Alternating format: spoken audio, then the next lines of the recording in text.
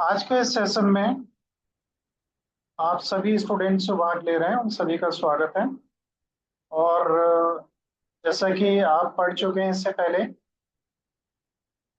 ये unit third है। Second unit complete हो चुकी है। फर्स्ट 1000 डेज के बारे में आप पढ़ रहे हैं।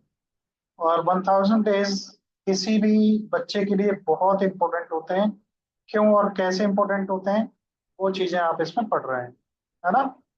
तो इसमें आपके सामने देखिए, 0 से 100 डेज। और ये डेज हैं, इनमें एक तरीके से दिखाया जाता है ये 1000 डेज में 2 साल में बच्चा चलना फिरना स्टार्ट कर देता है। ठीक है। ये कुछ स्टेज आपको बैकग्राउंड में दिखाई दे रही है। मैं थोड़ा सा आपको सिलेबस भी आपका एक बार दिखा दूं फिर से, जिससे आप समझ सकें। तो देखिए यहाँ पे ये 1000 डेज न्यूट्रिशन है। इसमें concept, requirements, factors affecting growth of child complete हो चुका है। प्री नेटल न्यूट्रिशन जो 0 से 280 डेज तक, मतलब 6 महीने तक होता है, और 9 9 मंथ तक, 9 महीने का टाइम होता है। प्री नेटल न्यूट्रिशन मीन्स आप लोग जानते हैं, जो बच्चा जन्म लेने से पूर्व पेट में जिस दिन मदर बच्चे को अपने पेट में जिस दिन भी, मतलब एक फर्टिलाइजेशन होता है, उससे एक एम्ब्रो बनता है, एक सिंगल सेल होती है, उसको जाइगोट कहते हैं। जाइगोट का इम्प्लांटेशन होता है लेडी के बॉम्ब में, गर्भाशय में। तो उस दिन से लेके 9 महीने का जो पीरियड है, वहां तक का एक न्यूट्रिशन का पार्ट। उसके बाद में एडिशनल न्यूट्रिएंट्स की किन किन की जरूरत होती है, और क्या रिस्क फैक्टर्स होते हैं, क्या रिक्वायरमेंट्स होती हैं, और प्रेगनेंसी के दौरान इनका कैसे ख्याल रखा जाए, ये सब कुछ पढ़ चुके हैं। आज हम पढ़ेंगे ब्रेस्ट फीडिंग क्या है और फार्मूला फीडिंग क्या है। ये बर्थ के 6 महीने तक दी जाती है। उसके बाद कॉम्प्लीमेंट्री, ये 6 महीने से 2 साल तक के पीरियड। तो यहाँ जैसा कुछ स्टूडेंट जो पहले क्लासेस ज्वाइन कर चुके हैं, उन्हें मैंने बताया था कि ब्रेस्ट फीडिंग जो है बच्चे के लिए बहुत इंपॉर्टेंट है और सबसे ज्यादा आवश्यक है। एक चीज और बता दूं आप लोगों को, कि कई लोग खास करके जो गर्ल्स हैं, और इसमें गर्ल्स ही काफी ज्यादा जुड़ी हुई होती है, मैं जानता हूँ। कल को आप मदर बनेंगे, तो इस चीज को आप ध्यान रखिए कि बच्चा जब पैदा होता है तो फर्स्ट टाइम ही लोग क्या करते हैं, अक्सर ये कहते हैं कि उसे मदर का दूध मत पिलाओ। लेकिन फर्स्ट टाइम जो मदर का दूध पिलाया जाता है वो बहुत जरूरी है बच्चे को देना। और इसी तरीके से क्या होता है कि जैसे आपके घर में अगर गाय है या भैंस है या बकरी है, उनके जब बच्चा पैदा होता है, उनका दूध जो आप निकालते हैं, उसको गर्म करते हैं तो वो फट जाता है। फटने के बाद में वो जम जाता है और लोग उसको खाते हैं। और हिंदी में, गांव की भाषा में, या जो भी कुछ जानते हैं उसकी भाषा में, उसे गेजरी कहते हैं। और वो टेस्ट भी उसका काफी अच्छा होता है। जबकि वास्तव में इस पे अधिकार उसके बच्चे का होता है। लेकिन लोगों को लगता है ये बच्चे के पेट में दूध जम जाएगा, इसीलिए उसे मत पिलाओ, ये खुद कंज्यूम कर लो। ऐसा सोचना गलत है, उसे बच्चे को मिलना चाहिए। उसमें बहुत प्रोटीन्स और कार्बोहाइड्रेट्स और फैट, मिनरल्स, विटामिन जो बॉडी को चाहिए, वो सब कुछ होते हैं। तो मैं आगे बढ़ता हूँ अब, हाँ?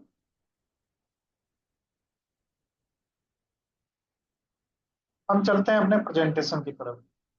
तो ये प्रेजेंटेशन है, जैसा कि आप देख पा रहे होंगे स्क्रीन पे।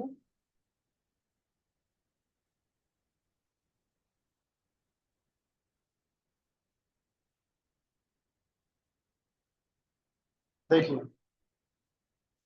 तो यहाँ से अब हम पढ़ेंगे, पार्ट सी है, breast formula feeding for 6 months of age. Birth से लेके 6 मंथ्स तक। तो देखिए, सबसे पहला यहाँ पे आप देख रहे हैं, माँ जो है चित्र में वो दूध पिला रही है बच्चे को। और देखिए, इसी में बहुत थोड़ा सा अंतर होता है। मैं दो लाइनों की बात आपसे कहूंगा, उसके बाद पढ़ूंगा। एक पिक्चर लगी हुई थी किसी पिक्चर हॉल में, और वो पिक्चर कुछ मतलब एडल्ट लोगों के लिए थी।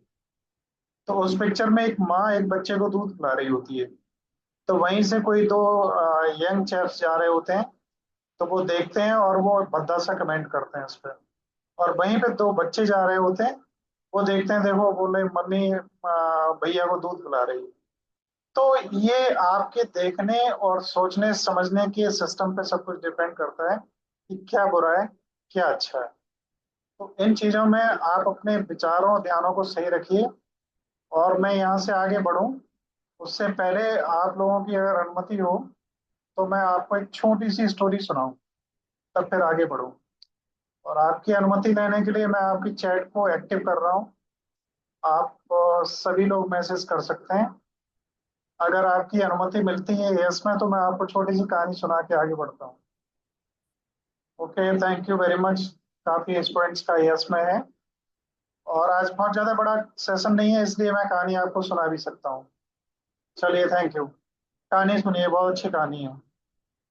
क्या हुआ, एक बार एक शराब खाने में बहुत सारे शराबी थे जो शराब पी रहे थे। तो वहीं पे क्या हुआ कि शराबियों का मामला तो आप जानते ही हैं सभी लोग। और पीते पीते चढ़ने लगती है। एक शराबी था, उसे चढ़ने लगी। तो उसने क्या किया, अपने पड़ोसी को पहले तो कुछ घूर के देखा। फिर उसे उसने कुछ कुछ उल्टा सीधा किया। फिर उसने उसे गाली दी पड़ोसी को। और फिर पड़ोसी के एक थप्पड़ भी कनपटी में रख दिया, क्योंकि पड़ोसी कुछ बोला ही नहीं इसलिए। तो धीरे धीरे उसकी हिम्मत बढ़ती चली गई, है ना। इससे क्या हुआ कि उसने देखा, अरे ये साला मेरे सामने बैठा था, लग तो दमदार रहा था, लेकिन इसने कोई प्रतिक्रिया ही नहीं दी। ये जो है कमजोर है। तो उसे लगा कि ये मुझसे हार गया और डर गया। तो उसे ये लगा कि ये जो नया शराबी है, तो उसे लगा कि अच्छा ये मेरे से डर गया, तो उसने दूसरे से ऐसा ही किया। पास वाली टेबल पे किया, पास वाली टेबल को थप्पड़ मारा। तो जब पास वाली को मारा तो एक उससे भी ज्यादा तगड़ा था। वो आया और उसने इसकी कनपटी में एक रखा अच्छी तरीके से। और कनपटी में जब पड़ा तो इसके होश उड़ गए और जमीन पे गिर पड़ा चित्त होके। अब दूसरा शराबी जो था, उसे ये अहम अपने ऊपर हुआ कि साला ये इतना बाधा वो कर रहा था, शोर मचा रहा था, ये कर रहा था, वो कर रहा था, एक थप्पड़ में जमीन पे लेट गई। इसका मतलब है मैं ज्यादा दमदार हूँ। उसने इधर उधर निगाह उठा के देखी, लोग आज शराब पी रहे थे और उसकी तरफ कुछ देख नहीं रहे थे। तो उसे ये लगा कि ये सारे के सारे डर गए। तो उसने फिर हिम्मत और भरी, उसके अंदर ताकत बढ़ गई। उसने कहा कि ये साला इतना बड़ा खलीफा बन रहा था पागल, और चैलेंज कर रहा था कि कोई मेरे से लड़ सके। मैंने एक कनपटी में दिया तो एक में बेहोश हो गया। और इधर आसपास की जितनी टेबलें हैं, इनमें किसी मिसाले में दम नहीं जो मेरी टक्कर ले पाए। तो क्या हुआ, ये एक शराबी जब वो ज्यादा गालियां देने लगा, उल्टा सीधा कहने लगा, तो वो उठ के आया। उसने इसकी कनपटी में एक रखा और ये भी चित्त हो गया। अगले ने फिर वही किया। वो बोला, साला इस शराब खाने में पूरे में किसी की दम नहीं है जो मेरी टक्कर ले पाए। ये तो क्या था, इसने वो उसे मारा था, उसने उसे मारा था। और किसी में दम है तो उठ के आए कोई। शराब पी रहे थे लोग, ध्यान नहीं दिया। लेकिन वो अब ज्यादा ही उपद्रव करने लगा। तब तक क्या हुआ कि एक शराबी बाहर से पी के ही आया। उसने देखा जी क्या ड्रामा कर रहा है, सब लोग परेशान कर रहा है। और वो गया और उसने कुछ देखा ना, इधर उधर कुछ नहीं किया, और उसकी कनपटी में एक रखा। वो गिर पड़ा। अब वो तो बड़ा बहुत बड़ा आदमी बन गया, क्योंकि इतने ज्यादा को मार चुके थे, उसने उसे मारा। तो वो शराब खाने के बाहर आके चिल्लाने लगा, साला शराब खाना ही क्या है, आसपास की दुकानों में भी कोई ऐसा नहीं जो मेरे को रोक सके। तो ये कहानी यहीं खत्म होती है। लंबी कहानी है, इसका आशय अगर आप ढूंढेंगे तो फिलोसफी और साइकोलॉजी में बहुत बड़ा है। आप लोगों ने देखा होगा कि जो कुछ आए थे शराबी हम लोगों के क्लासेस में डिस्टर्ब करने के लिए, और उन्होंने डिस्टर्ब भी करी। उसके बाद में उन्हें वो मिल गया ट्रीटमेंट, तो वो तो चले गए। और उम्मीद करता हूँ अब नहीं आएंगे और लोग। और मैं उम्मीद करता हूँ ऐसा ही होना चाहिए। आप लोग अच्छी तरीके से पढ़िए। और अगर कहानी आपको थोड़ी सी ठीक लगी हो तो आपके कुछ इमोजीज और कुछ आपके यस नो में कमेंट्स हो सकते हैं। और फिर उसके बाद मैं आगे बढ़ूँ। आगे बढ़ा जाए। आपके कोई कमेंट नहीं है, आपको लगता है, चलिए आपकी काफ़ी सारी इमोजीज आ रही हैं। Thank you all. कहानियां क्या करती हैं ना, थोड़ा सा रिफ्रेश कर देती हैं और बहुत सारा आपको लेसन भी देके जाती हैं।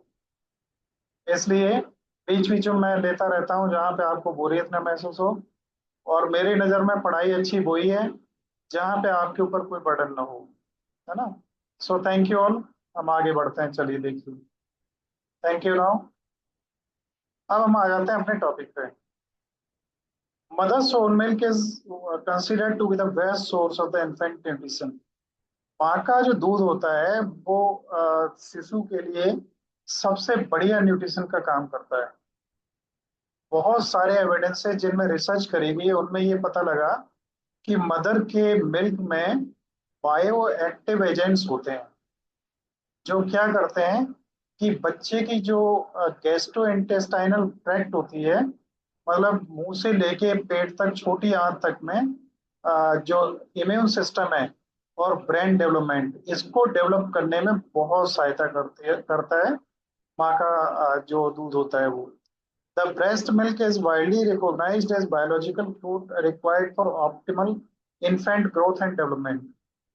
तो माँ का जो दूध है वो एक बायोलॉजिकल फ्लूइड माना जाता है। हम दूध कहते हैं लेकिन साइंटिस्ट उसे एक बायोलॉजिकल फ्लूइड कहते हैं, एक जैवीय द्रव्य जो बच्चे की ग्रोथ और उसके समग्र विकास के लिए बहुत जरूरी है। ऑप्टिमल है। ऑप्टिमल शब्द का मतलब आप जानते हैं, जो अत्यंत आवश्यक हो और जो न बहुत ज्यादा हो न बहुत कम हो, बिल्कुल जो मात्रा चाहिए वो हो। देखो माँ का दूध बच्चे को मिलता है, एक तो वो टेम्परेचर उसका मेंटेन होता है 37.5। दूसरा, माँ के शरीर से ही बच्चे का निर्माण हुआ है। तो माँ के पहले पेट में था तो नाल के थ्रू से जिसे हम वो बोलते हैं प्लेसेंटा वगैरह, उसके थ्रू उसे सारा न्यूट्रिशन मिलता था, सांस उसके थ्रू मिलती थी। अब बाहर से उसी माँ के थ्रू मिल रही है। बट अनफॉर्चुनेटली जो लेटेस्ट मदर्स हैं वो इसे अपना सिंबल, स्टेटस सिंबल मान के कि उनकी बॉडी खराब हो जाएगी, उनकी फिगर खराब हो जाएगी, इसलिए बच्चे को दूध नहीं पिलाती।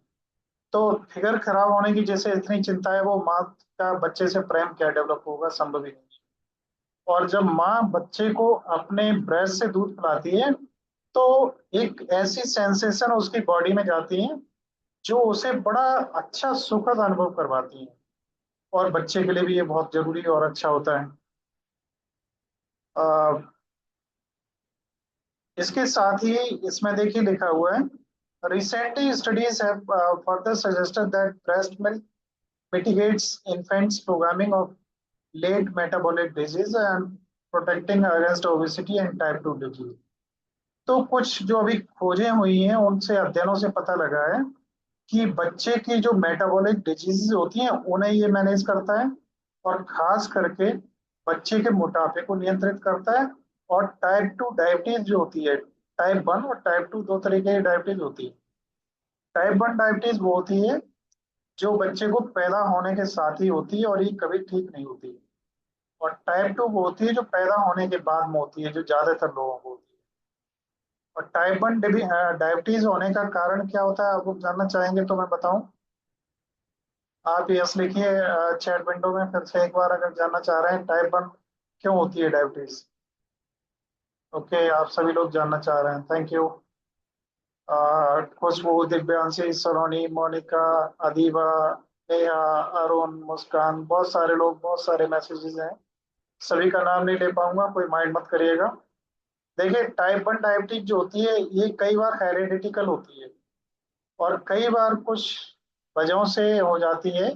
और इसमें क्या होता है, जब बच्चा पैदा होता है तो पैदा होने के साथ ही होती है उसके साथ। और डायबिटीज में होता क्या है, हमारे शरीर में जो पेनक्रियास है, पेनक्रियास में बीटा सेल्स होती हैं। बीटा सेल्स इंसुलिन नाम का हार्मोन बनाती हैं। जब कभी हमारी शरीर की जो प्रतिरोधक क्षमता होती है वो ऑटोफेगस हो जाती है। और ऑटोफेगस का मतलब आप जानते हैं, ऑटोफेगी एक शब्द होता है जहाँ पे हमारी सेल्स खुद हमारे शरीर की सेल्स को खाने लगती हैं। क्या होता है कि हमारी जो प्रतिरोधक क्षमता होती है वो ये देखती है कि बाहर से जैसे ही कोई चीज अंदर आई तो वो ये महसूस करती है कि हमारा दुश्मन है और उसे मार देती है। ये अपने ही दोस्तों को मारने लगते हैं, इसको ऑटोफेगी कहते हैं। तो इसमें क्या होता है कि ये जो सेल्स जो बनाती हैं इंसुलिन, वो सेल्स ही उसके खिलाफ हो जाती हैं, जिससे इंसुलिन का बनना ही खत्म हो जाता है और ये बन ही नहीं पाता। मतलब जो हमारा इम्यून सिस्टम है वो इन सेल्स को डेवलप ही नहीं होने देता। तो ये टाइप 1 डिजीज होती है, ये आजीवन रहती है, इसको ठीक नहीं किया जा सकता। और टाइप 2 डायबिटीज वो होती है जो कई एज के बाद में होती है, कई लोगों को जल्दी भी हो जाती है, और ये ठीक भी हो सकती है, दवाइयों वगैरह से मैनेज भी हो जाती है। और टाइप 2 डायबिटीज या टाइप 1 डायबिटीज, कोई भी डायबिटीज है, डायबिटीज का असर क्या होता है शरीर पे, और डायबिटीज कैसे प्रभावित करती है, लंबी कहानी हो जाएगी, मैं आगे बढ़ता हूँ। फॉर्मूला फीडिंग क्या है? फॉर्मूला फीडिंग को आप सरल शब्दों में आप कुछ इस तरीके से समझ लीजिए कि माँ का दूध जो होता है, उस दूध में क्या क्या मिला हुआ है, इस चीज को हम जान लें कि उसमें प्रोटीन इतना है, उसमें फैट उतना है, उसमें मैग्नीशियम इतना है, उसमें कैल्शियम इतना है, विटामिन ए इतना है, विटामिन बी इतना है, बी कॉम्प्लेक्स इतना है, सी इतना है, ए इतना है, डी इतना है, के इतना, दुनिया भर के सभी स्टडी कर लीजिए साइंटिस्टों ने। उतनी ही मात्रा में उसी तरीके से अगर हम दूध को बना के तैयार कर दें, तो ये फार्मूला फीडिंग कहलाएगा। एक तो ब्रेस्ट फीडिंग जो मदर के ब्रेस्ट से मिलती है, और दूसरा उसी को हम फार्मूला बना लें केमिस्ट्री के तरीके से। जैसे ग्लूकोज का फार्मूला मालूम है ना आप सभी को, C6H12O6। इसका मतलब है ग्लूकोज में कार्बन के 6 मॉलिक्यूल्स, हाइड्रोजन के 12 मॉलिक्यूल्स, और CH और O ऑक्सीजन के 6 मॉलिक्यूल्स मिले हुए हैं। तो इसे अगर मिला दो तो कार्बन डाइ वो बन जाएगा ग्लूकोज। लेकिन आप लोगों को सभी को मालूम होगा ना, पानी का फार्मूला क्या है, सभी जानते होंगे ना, H2O। और एक होता है D2O, ड्यूटेरियम, जो हैवी वाटर होता है। तो सभी को मालूम है कि H2O है। लेकिन मैं आपको एक बहुत चैलेंजिंग बात बताऊं, जिसे आप भी स्वीकार करेंगे, आपने ध्यान नहीं दिया होगा। क्या दुनिया की किसी भी लैब लैब में हाइड्रोजन के 2 मॉलिक्यूल और ऑक्सीजन के 1 मॉलिक्यूल मिला के पानी बना है आज तक? हमारे एयर में हाइड्रोजन भी होती है, ऑक्सीजन भी होती है, मिला लो हाइड्रोजन और ऑक्सीजन को, पानी बन जाएगा क्या? कभी नहीं बनेगा। और आज तक नहीं बन पाया, आप लोगों को शायद पता हो या ना पता हो। तो अगर ऐसा नहीं पता है तो फिर कैसे मान रहे हो हाइड्रोजन और ऑक्सीजन के मॉलिक्यूल हैं? कल कुछ लोग बात कर रहे थे भगवान है कि नहीं है। तुम, एक छोटी सी चीज है पानी, उसे लाइब्रेरी, उसमें लेबोरेटरी में बना लो। क्यों उसके लिए मरे जा रहे हैं? दुनिया प्यास से मरी जा रही है। कुछ देश हैं जो खाली करने पड़ रहे हैं पानी की वजह से, कंट्रीज, उनके कंट्रीज में सिटीज वगैरह। तो फार्मूला फीडिंग आप समझ गए हो, मुझे इंग्लिश में इंग्लिश से चक्कर मत पड़िए। ये तो हमने लोगों को दिखाने और डराने के लिए इंग्लिश में लिखा हुआ है। और इंग्लिश हमें भी बहुत अच्छी नहीं आती है, मत मानना, हमें बहुत अच्छी आती है। मेरा अपना टारगेट ये है कि आपको सीखना चाहिए, और सीख के आप केवल उत्तर दे पाए, ठीक है ना? हिंदी पर आप गर्व महसूस करिए, हिंदी कोई बुरी भाषा नहीं। आगे देखिए, how much formula should you feed baby per day? Daily बच्चे को फार्मूला फीडिंग के हिसाब से जो आपने फार्मूला तैयार किया, कितना देना चाहिए? तो ये है, amount of formula baby will need will depend on their age and weight। बच्चे को कितना रेडीमेड मिल्क दिया जाए, वो उस बच्चे के वेट और उसकी उम्र पर निर्भर करेगा।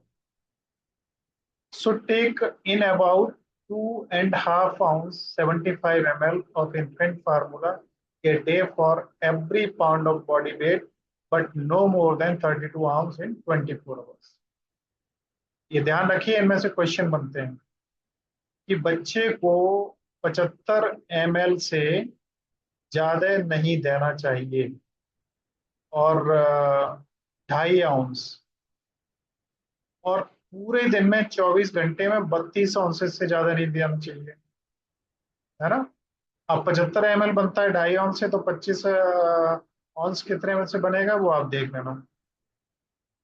इसके साथ ही आपको ध्यान रखना है कि बेबी जितने बड़े होते हैं, जितनी एज होती है, उतना ही उन्हें ज्यादा की जरूरत पड़ती है ना? और जिस समय उनकी तेजी से बढ़ रही होती है, तो उस समय उन्हें और भी ज्यादा उसकी जरूरत होती है।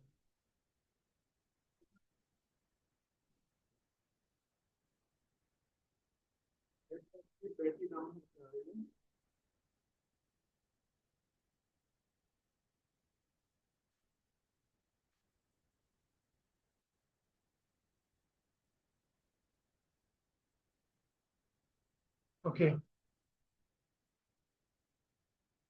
आ गए एक आशिक साहब क्या?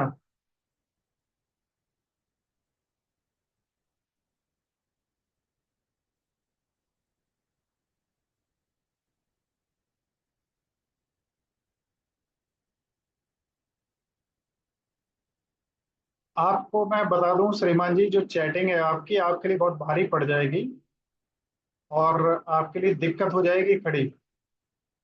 और इसमें से कुछ लोग निबट चुके हैं ऐसे। अभी मैं आपका इंतजाम पहले कर दूं, उसके बाद आगे बढ़ता हूँ।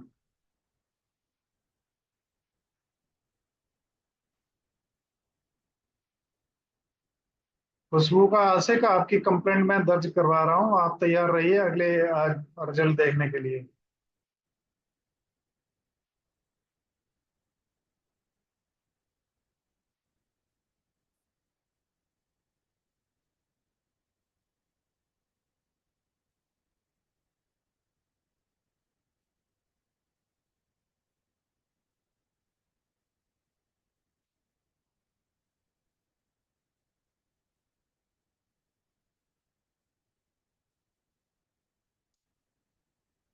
आपसे जल्दी मुलाकात होगी अब।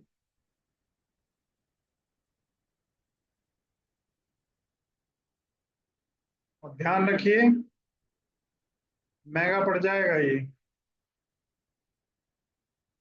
चले गए हैं हमें लग रही है ना।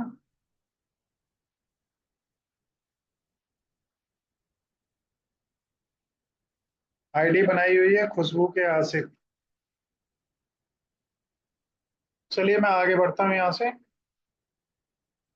कंप्लेंट तो इनकी मैंने कर दी है। इसके बाद में थोड़ा सा मैं आगे बढ़ रहा हूँ, देखिए। नेक्स्ट है कि general guidelines of what daily formula intake will look like. इसमें क्या है, न्यूबॉर्न बेबी है तो 1 से 3 आउंस, 1 मंथ है तो 2 से 4 आउंस, ये है जो दी हुई है। और एक दिन में पूरा कितना होना चाहिए, ठीक है ना। और आप में से जो लोग 18 तारीख के प्रोग्राम में पार्टिसिपेट करना चाह रहे हैं, कल गूगल फॉर्म होगा। 300 पार्टिसिपेंट्स पहले जो होंगे उन्हें इनवाइट वहां पे किया जाएगा, सभी को नहीं।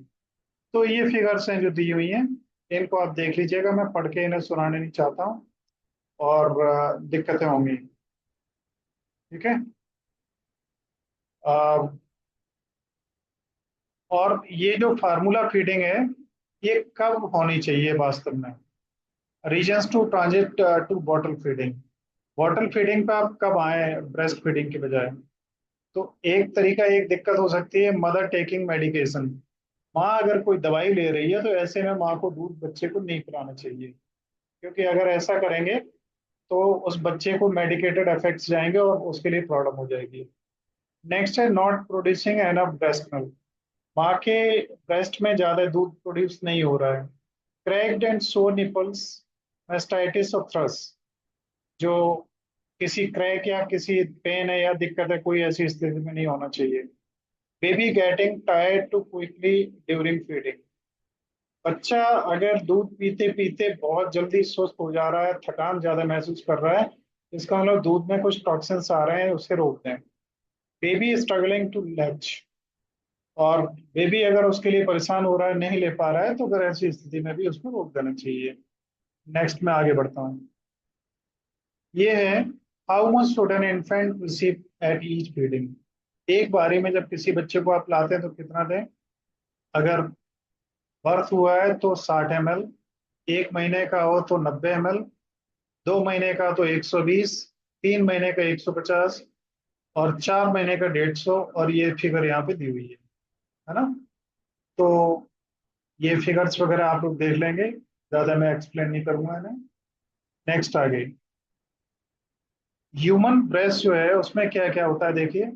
कार्बोहाइड्रेट होता है, और प्रोटीन होता है, फैट होता है, विटामिन होता है, मिनरल्स होता है, और इसके साथ में डाइजेस्टिव एंजाइम्स एंड हार्मोन्स और होते हैं, जो आपको किसी दूध में या किसी भी चीज में नहीं मिलेंगी। और साइंटिस्ट लोगों ने आज तक भी दुनिया भर की चीजें डॉक्टरों ने नहीं खोज पाई हैं माँ के दूध में और क्या क्या हो सकता है। इसके अलावा इसमें इम्यून सेल्स होती हैं, और इसमें मैक्रोफेगस होते हैं, स्टेम सेल्स होती हैं, और बहुत सारे बायोएक्टिव मॉलिक्यूल्स होते हैं।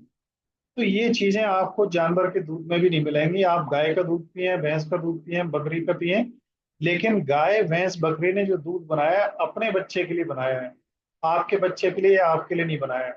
वो आपके लिए बहुत सुइटेबल नहीं है, उसके बच्चे को मिलना चाहिए, लेकिन आप लोग उस पर कब्जा करे बैठे हैं, तो गलत है। इसमें जो बायोएक्टिव मॉलिक्यूल्स होते हैं वो प्रोटीन और लिपिड वगैरह के थ्रू बने हुए होते हैं। और इससे क्या होता है, ये protein direct and indigestible such as oligosaccharides. चलिए इसे मैं छोड़ता हूँ। कंपोजिशन क्या है ह्यूमन ब्रेस्ट मिल्क में? देखिए, 87% वाटर है, 3.8% फैट है, 1.0% प्रोटीन है, और 7% लैक्टोज है। लैक्टोज एक ग्लूकोज की फॉर्म है जो दूध में ही मिलता है।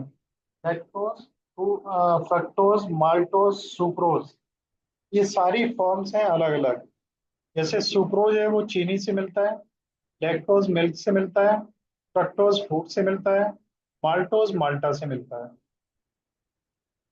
और ये जो कंपोजिशन है, ये माँ के दूध की कंपोजिशन, जैसे बच्चा बड़ा होता है, दिन आगे के बढ़ते हैं, तो ये भी चेंज होता जाता है। तो आप समझिए, भगवान ने इतनी बड़ी मशीनरी दे के भेजा है आदमी को कि एक लेडी जिसकी अगर शादी हुई नहीं हुई, अगर वो माँ नहीं बनी, तो उसके ब्रेस्ट में मिल्क नहीं आएगा।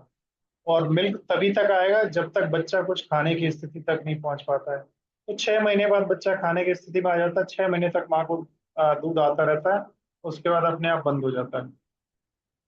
आप इस इंजीनियरिंग को नहीं समझ पाएंगे, बहुत टेक्निकल चीज है।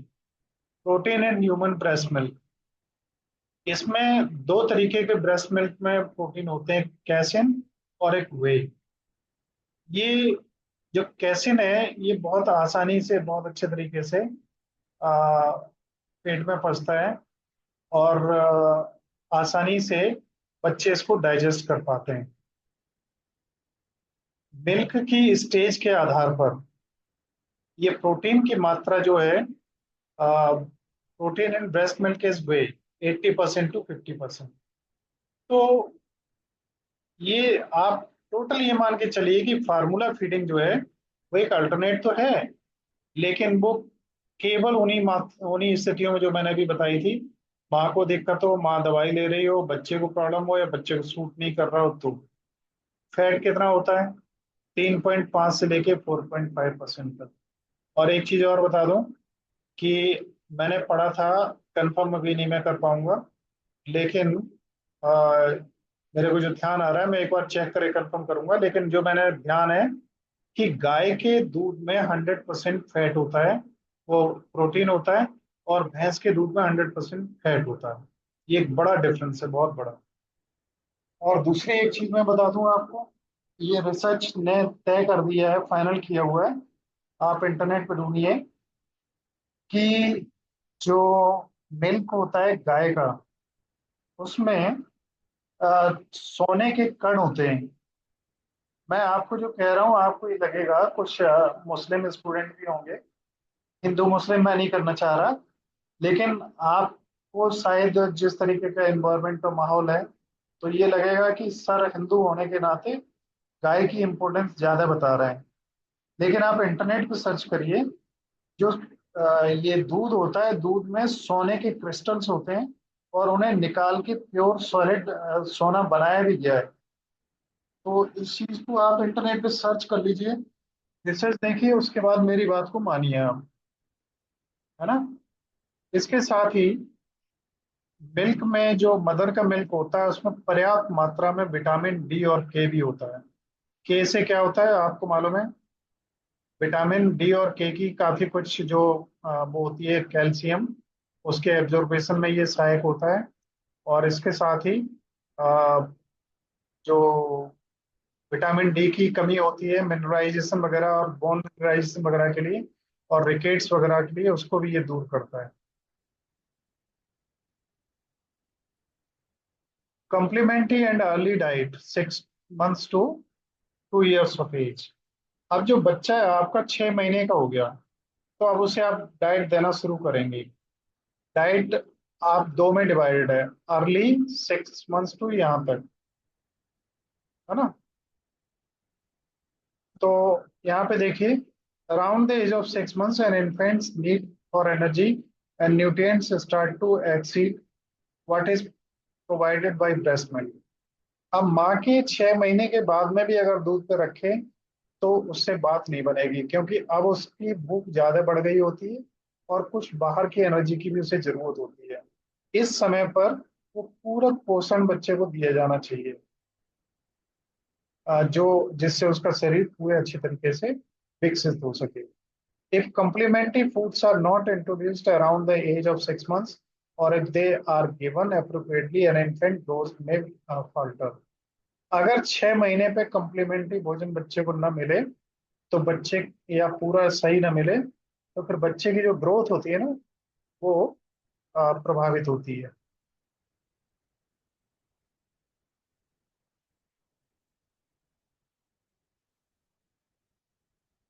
क्या बात है, लैपटॉप हैंग कर रहा है क्या?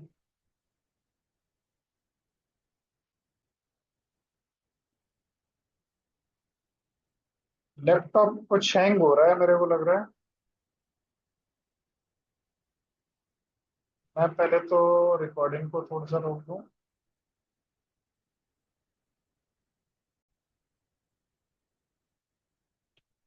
देखिए, अब यहाँ पे क्या है, कंप्लीमेंट्री फीडिंग क्या है? Feeding your little one can be little worked up, given in this is the crucial period for growth। अब ये जो 6 महीने के बाद की एज है, ये बच्चे की बढ़ोतरी में बहुत सहायक होती है। तो इसमें क्या दिया जाना चाहिए, कब दिया जाना चाहिए, कितना दिया जाना चाहिए, ये ऐसे प्रश्न हैं जिन पर विचार करने की आवश्यकता है, और इनके बारे में माताओं को पढ़ना चाहिए और समझना चाहिए। देखिए, एक तो सही समय पे दें। समय क्या होता है? जब बच्चा भूखा होगा, रोने लगेगा। रोने का हमेशा मतलब ये नहीं है कि वो भूखा ही है। और भूख का पैटर्न पता लग जाता है माता को, जब ब्रेस्ट फीड कर रही होती है उसी समय उन्हें पता लग जाता है हमारे बच्चे को किस समय भूख लगती है। पर्याप्त मात्रा में दें जिससे उसका पेट भर सके।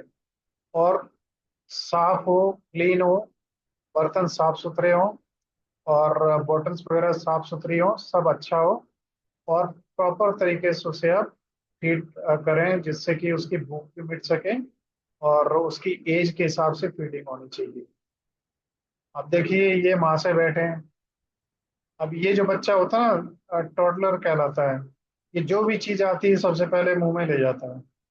सीधी जो भी कुछ चीज, जहर भी मिलेगा, सांप भी मिलेगा, तो उसे मुंह में ही ले जाएगा।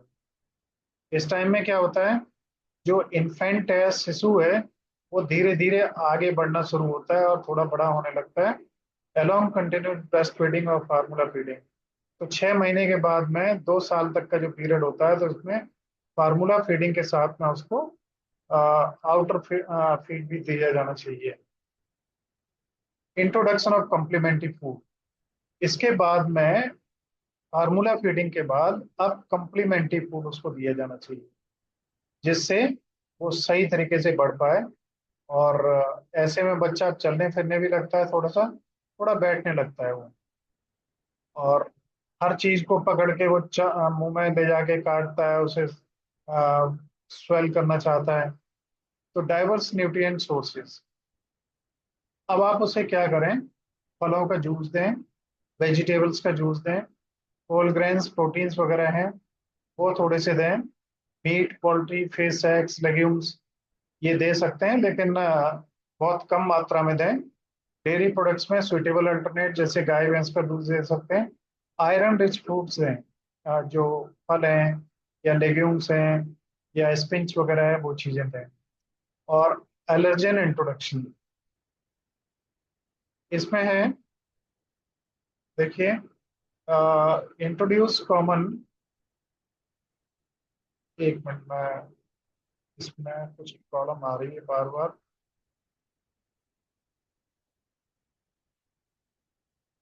Introduce common allergenic foods, for example peanuts, eggs, dairy fish one at a time and observe for any potential allergy fails.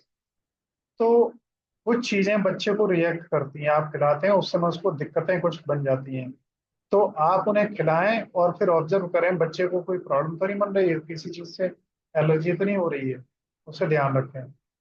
Feeding practice में रिस्पॉन्सिव फीडिंग, बच्चे को देखें कि उसको जब भूख लग रही है और जिस समय वो खाना खा रहा है किस तरीके से खा रहा है, उसकी रिस्पॉन्स किस तरीके की आ रही है, इन चीजों ध्यान रखें। और सेल्फ फीडिंग को इनकरेज करें, बच्चा खुद अपने हाथ से उठा के खाए, थोड़ा फैलाए हुए करे, जो कुछ करने दो उसे। और शुगर और प्रोसेस्ड फूड उसे कम से कम दें। अब प्रोसेस्ड फूड में ये सेरेलक वगैरह ये सब आ जाते हैं, तो आप उन चीजों को न दें, कृपा करें बच्चे के ऊपर। की कंसिडरेशन में क्या है, न्यूट्रिएंट्स इनटेक, ध्यान रखें vitamin, minerals, protein, carbohydrate, fat जितना चाहिए उसको पर्याप्त मात्रा में उसको मिले। और हर एक बच्चे का अपना शारीरिक संरचना, शारीरिक स्थिति, एनर्जी लेवल और वेट, हाइट वगैरह अलग अलग तरीके से रहती है, तो सभी की डाइट एक तरीके से नहीं हो सकती। रेगुलर चेकअप्स, बच्चों को इंजेक्शंस भी लगाने पड़ते हैं रोकथाम के, और बहुत चीजें करनी पड़ती हैं, इनका ध्यान रखें। तो जो बच्चों के डॉक्टर्स होते हैं उनको समय समय पर दिखाते रहें। Gradual reduction of breast milk और फार्मूला, धीरे धीरे फार्मूला फीडिंग और ब्रेस्ट मिल्क को भी कम करते जाइए, और फिर धीरे धीरे 2 साल का होने के बाद में उसको फूड पे ले आइए। और इसके साथ ही ये सेशन आज कंप्लीट है, और इसके साथ ही थर्ड यूनिट भी कंप्लीट है। कल से लास्ट यूनिट चलेगी जो फोर्थ यूनिट होगी। सो आई thank you very much all the candidates who are joining this session today, and now this is over। और इसके बाद में I am going to give you a chance, if there is anyone who want to ask any question, you can ask a question. I am just going to unmute your microphone.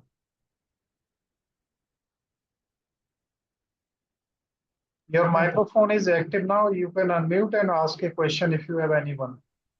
Hello sir, 17 वाला exam Agra college में होगा या RBS में, और कब होगा?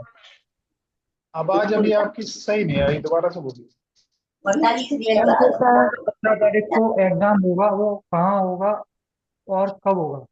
15 वाला पूर्णतः वाले करवाएंगे, और वो आपको देखना है उसके बारे में। अच्छा, 15 का तो उनका है, नहीं क्या सर, नाम है, 17 तारीख 17 तारीख का कॉमर्स बिल्डिंग में होगा।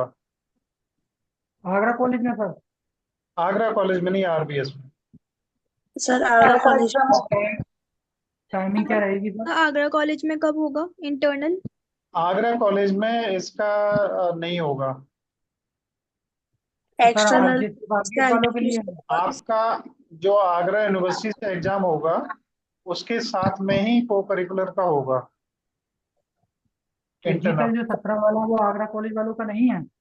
नहीं, आगरा कॉलेज का नहीं है ये, केवल इनका आरबीएस का है। आरबीएस का है। Thank you sir. Sir saint John's का तो आज हुआ था ना? सेंट जॉन्स का अगर आज हुआ होगा तो मेरे को जानकारी नहीं है। Thank you sir. सर हमारा कॉलेज नेम शो नहीं हो रहा का पेपर एमसीक्यूज में होगा या रिटर्न में? एमसीक्यू। सर वो जी में होगी। सर जी, सर हमारा कॉलेज नेम शो नहीं हो रहा, आप कह रहे थे, हमने दोबारा लिख कर भेजा है। देखता हूँ अभी। सर मेरे में चैट ओपन नहीं हो रही है। अदीबा अभी भी नहीं है। और कॉलेज लिखा है हमने, कॉलेज नेम के नीचे नहीं है। प्रेजेंट के लिए नाम के साथ में कॉलेज का नाम और जो सेमेस्टर है वो लिख के, और साथ में WR नंबर लिखिए। सर टाइपिंग नहीं कर पा रहे हैं। मैं एक वीडियो डाल दूंगा कैसे करेंगे, कल करवा दूंगा इसे। सर उसमें पार्टिसिपेट कैसे करेंगे, वो पेपर होगा उसमें? सर मुझे एक क्वेश्चन पूछना था। ओके, हेलो मोबाइल के द्वारा तो लगा रहे हैं।